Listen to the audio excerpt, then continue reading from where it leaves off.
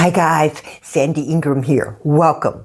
Over the next month or two, these currencies could easily increase in value against the US dollar. The Japanese yen, euro, British pound, the Swiss franc, Brazilian real, and the Mexican peso.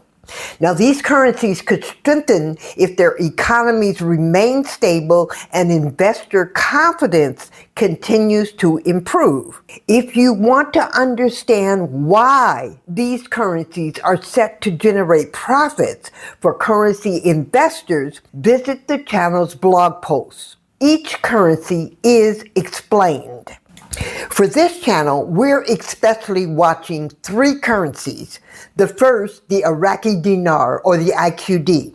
Iraq continues to implement banking reforms, expand non-oil revenues, and improve its financial system.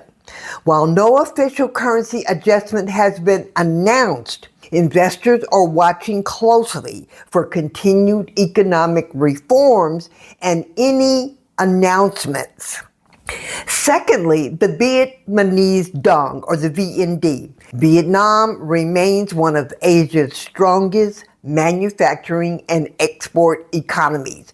The government manages the dong carefully, so any appreciation would likely be gradual rather than sudden. And finally, the Venezuelan Bolivar. Venezuela has seen some improvement in oil production, but the currency continues to face inflation and economic challenges, not to mention recovering from two major earthquakes back to back. Because of that, it remains the highest risk currency on our watch list. I was set to visit Venezuela the first of the year, 2027, but since the earthquakes, I have moved my travel dates further into the year. We will need to take a look at the status of the country in the latter half of the first quarter of 2027.